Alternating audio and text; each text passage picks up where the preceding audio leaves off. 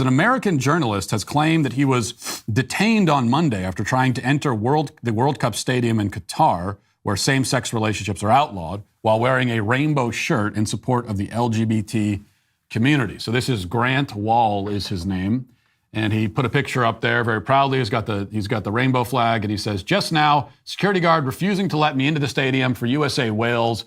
You have to change your shirt. It's not allowed," he says. He says that he was taken away and that he was detained for nearly a half hour. But then he says that they later apologized to him and let him into the country. So that's what he says happened. So we're getting this from some of these Western people that are showing up there. But you just see, it's interesting how quickly the respect all cultures stuff goes out the window, isn't it? I mean, say what you want, but this is Qatar. It's their country. It's a non-Western, non-white country. And now you've got white people, white Westerners like Grant Wahl, showing up and saying, "I don't respect your customs. I don't respect your beliefs.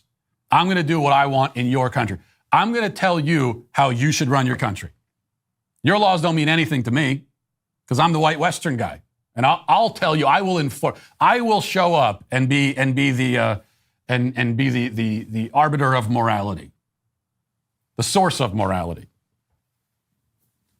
It is a form of this kind of moral colonialism.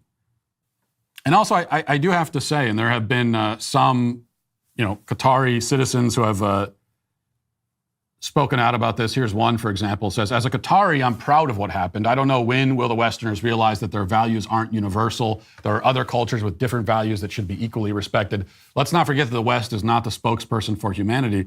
I would agree that we just are not in a position to morally lecture anyone, I'm afraid to say. We in the West are not in a position so we can put ourselves on a pedestal and say, "Oh, look at those Qataris and their disgusting laws. They have no respect for human decency." We're just not in a position to assume the moral high ground. We don't have the moral high ground. We surrendered it in this country. We did. It's very sad to say, but it's true.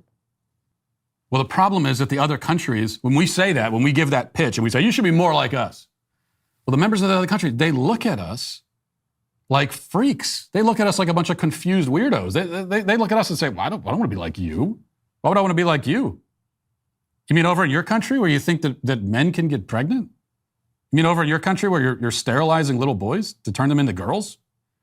You are surgically and medically altering little boys to make them girls, and you think we want to be like you?" It's not a convincing sales pitch. It's about the culture. Okay, they're not looking at our politics, they're looking at our culture.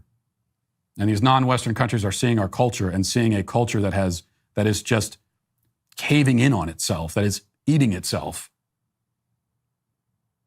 And they're saying, I'm not interested in your moral lectures. Can you blame them? I can't. I just can't.